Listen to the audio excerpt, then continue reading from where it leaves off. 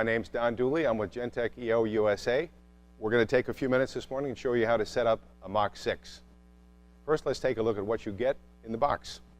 You get a Mach 6 instrument, you get a calibration certificate, you get a CD with our software, drivers, and a user manual, and you get a small card with step-by-step instructions for downloading software and drivers. You get a length of USB cable, and you get the appropriate power supply for the instrument. Now let's take a look at the connections and the features of Mach 6. Looking at the front panel first, there's a power supply input, an on-off switch, a USB connector, and a bank of LED operational indicators. On the back side, there's a LEMO detector input connector, an external trigger input BNC connector, and a detector analog output. Let's go ahead and set it up.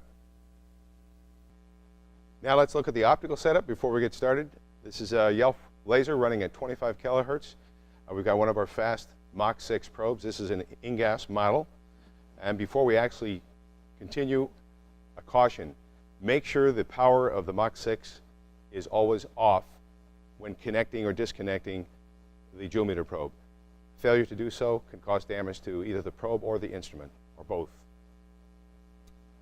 Okay, let's go ahead and make connections. First, plug in the power source. Make sure the power switch is off. We can then connect the joule meter probe on the back side. And the final step is to connect the USB cable, which is obviously connected to your PC. Now let's power the instrument on. And as it's going through its internal check routine, we'll go ahead and bring the software up and start making measurements. Let's click on the Mach 5 icon. As the program is coming up, the Mach 6 is reading the EEPROM of the probe to get the model, calibration, and wavelength correction data.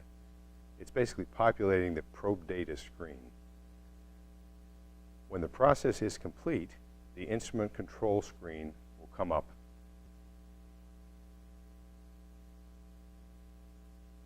The next step I suggest is to click on the live mode. In the live mode, we are sampling the data at 10 Hertz and displaying it in an energy window and a strip chart.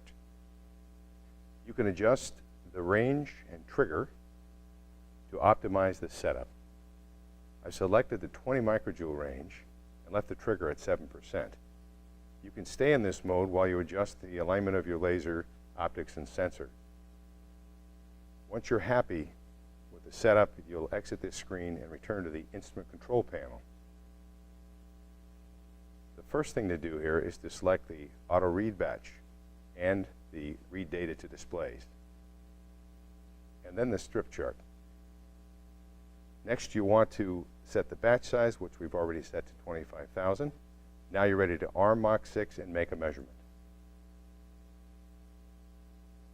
It will only take a few seconds to capture 25,000 pulses, process the data, and present them to the strip chart. I'll select auto scale, and there you see the pulse energy data. Now let's look at the statistics screen, where you'll be able to read the pulse energy, 14.69 microjoules, and complete statistics of the batch. It's just that easy. Well, we hope you found this quick start video on Mach 6 useful today. If you have any questions about the hardware or software, you can refer to the user guide or visit our website where we have a live demo video of Mach 5, Mach 6, or give us a call. We'd be happy to talk to you. Thanks for joining us today.